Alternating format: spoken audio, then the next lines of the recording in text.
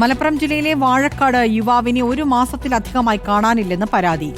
ഇരിപ്പന്തൊടി സ്വദേശി ജിമേഷിനെയാണ് കാണാതായത്. ബന്ധുക്കളുടെ പരാതിയിൽ വാഴക്കാട് പോലീസ് അന്വേഷണം തുടരുകയാണ്. ജിമേഷിന് ലക്ഷങ്ങളുടെ സാമ്പത്തിക ബാധ്യതയുള്ളതായാണ് വിവരമെന്ന് പോലീസ് പറയുന്നു.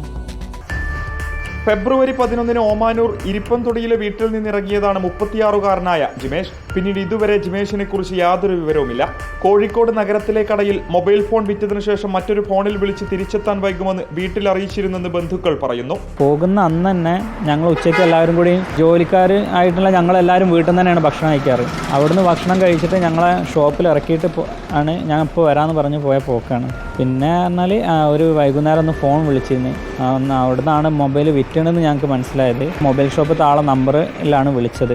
അയാളല്ല, ആ മൊബൈൽ ഷോപ്പിൽ യൂസ് ചെയ്യുന്ന നമ്പറിലാണ് വിളിച്ചത്. കാരണം ഞാൻ കുറച്ച് നേരം വൈകും, ഞാൻ എൻ്റെ ഫോൺ വിറ്റിട്ടുണ്ട്, ഞാൻ വരാൻ കുറച്ച് നേരം വൈകും, നിങ്ങൾ കിടന്നുകൊണ്ടെന്ന് പറഞ്ഞിട്ട് അതായതാണ്. ബന്ധുക്കളുടെ പരാതിയിൽ വാഴക്കാട് പോലീസ് അന്വേഷണം നടത്തുന്നുണ്ടെങ്കിലും ഒരു സൂചനയും ലഭിച്ചിട്ടില്ല. ഫർണിച്ചർ നിർമ്മാണ തൊഴിലാളിയായ ജിമേഷിന് ലക്ഷങ്ങളുടെ സാമ്പത്തിക ബാധ്യതയുണ്ടെന്ന് പോലീസ് വ്യക്തമാക്കി. കാണാതായി 1 മാസം പിന്നിട്ടും വിവരമൊന്നും ലഭിക്കാത്തതിൽ ആധിയിലാണ് ജിമേഷിന്റെ കുടുംബം. റിപ്പോർട്ടർ, മലപ്പുറം.